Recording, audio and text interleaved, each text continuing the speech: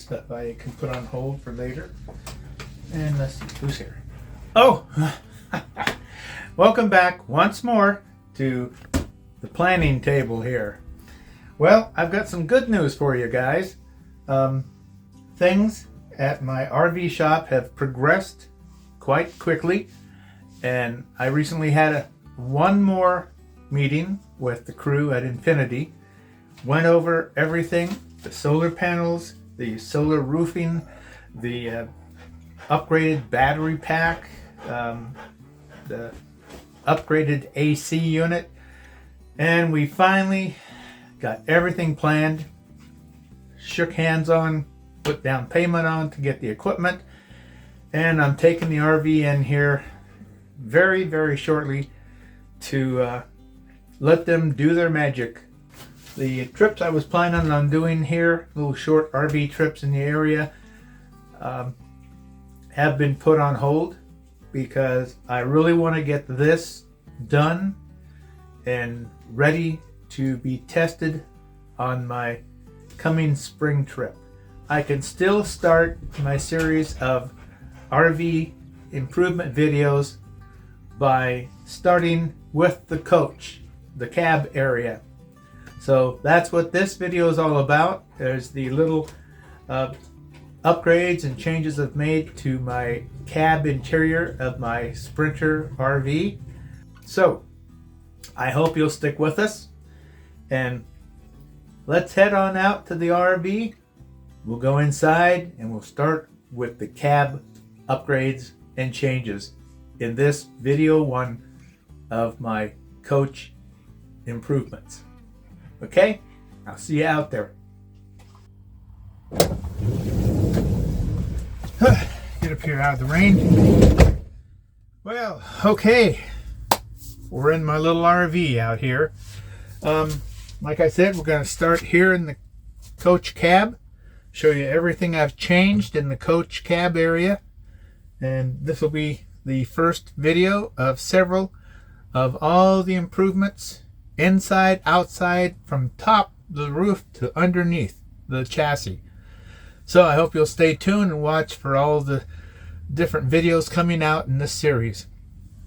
Anyway, let's take a look at what I've done up here in the cab area. So as it starts to rain, let's begin our tour of the changes I've made and additions I've made to the cab area of my Sprinter camper van. First off, the biggest difference, and what I like the best, is the change from the old black and white dark graphic dash to this much lighter, more natural looking walnut veneer overlay. As you can see, it goes on the sides of the doors to the entire dash area, and it has made driving this van so much more pleasurable just because of the appearance of it as I'm driving down the highway. It is so much more enjoyable to look upon something like this than just a black dark graphic overlay instead of this veneer walnut overlay. Other changes I've made, one of them is I had a camera up in the corner there that looked back, and I could photograph the goings on in the cab here as I was driving. I've been experimenting with that. And then I have the 7-inch monitor for the rear camera, and I also have a dash cam I mount on the front windshield, and I have a holder there for my cell phone, and I have a WeatherTech flooring mat in the front because we go off-road a fair amount. Plus I have had 2 dogs, although I'm down to 1 right now. Also, I have a steel cable put in from side to side so I can adjust it here when it gets slack from wear. Then I got some leftover panels from a 3-panel living room drapery I had. I took it down and I punched grommets in, and then I got these very small clip-ons. I think it was the Big 5 sports store, and put them in there, and that way I can just take it back and forth. I want to be able to just whip this across and have instant privacy and not mess with trying to Velcro something up or unfold it and put it up. You know, the less I got to go through, the better. And of course, probably one of the biggest changes, besides the much nicer appearance of the dash, is this overhead cab shelf rack. Now, this is an idea I got from watching Humble Road on YouTube, and it's just a basic laundry rack that you can get at Home Depot or something to put in your laundry, to put your pillows or whatever the heck up there. But I got it, measured it, found one just the right width, and this is nice because it takes no hole drilling. It goes right in to where there already were holes for like carrying your I guess the shirts and that on coat hangers, and it went into holes that were already up here. So this was a no-brainer, no driller, and it fit in perfectly. These things here are what you'd put on the wall if you're gonna put a bookshelf up, and I got one on each side which goes right into this, and it steadies this.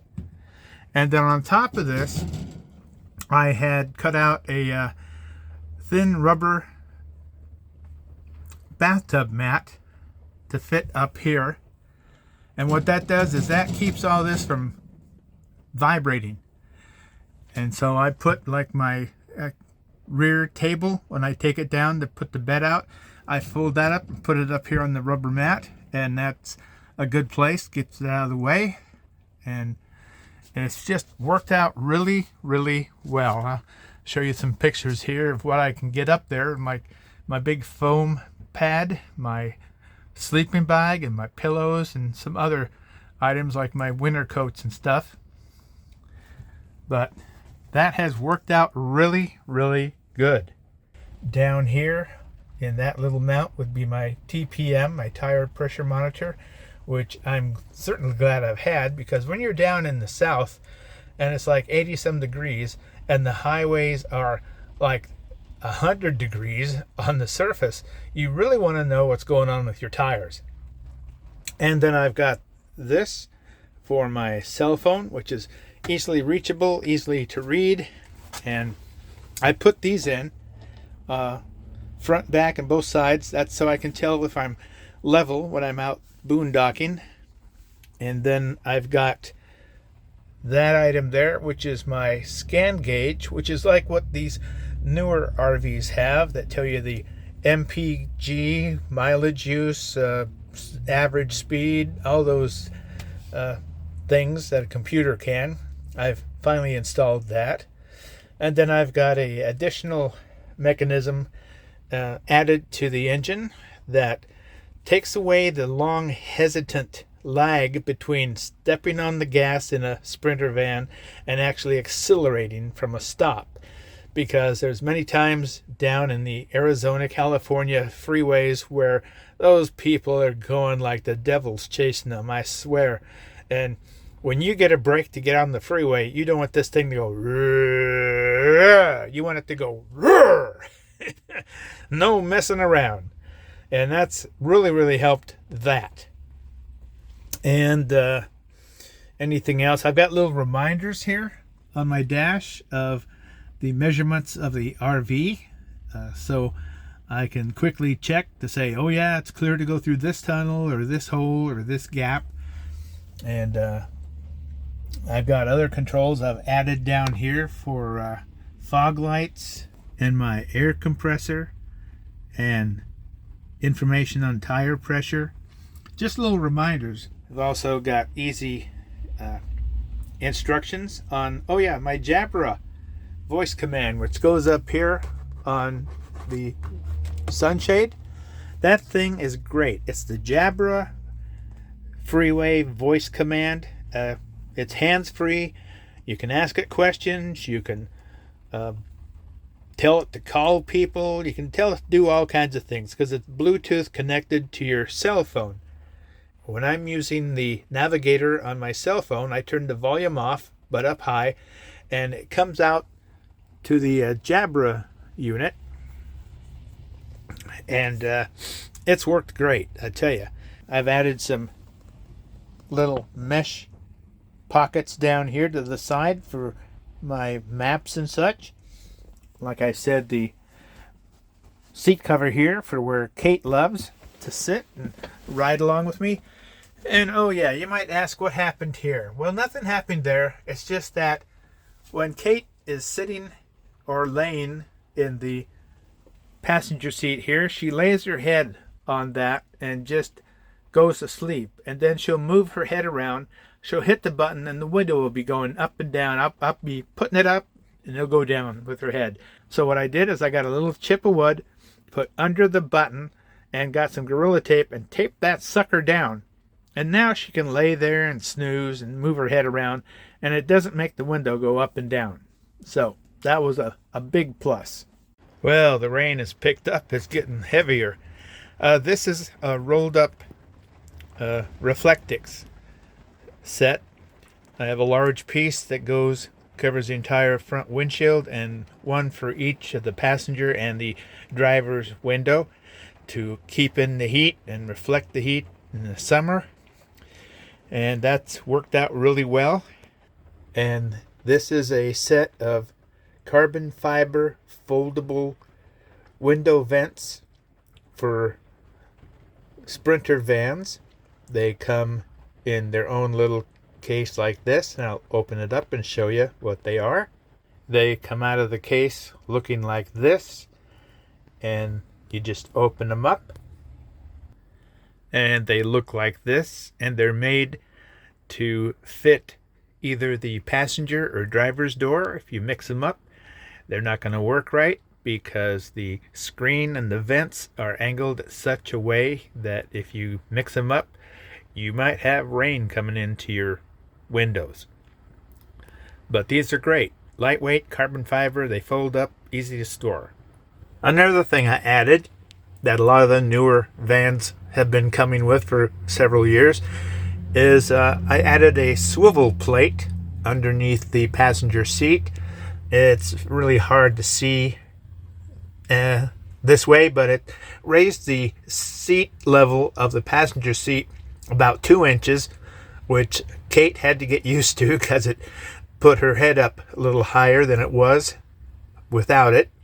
But this is great. I can now turn this seat 180 degrees, and I can pull out the little extra ramp here off the end of the kitchenette, and I can sit there, enjoy my coffee, and look out the side sliding door out into the campsite.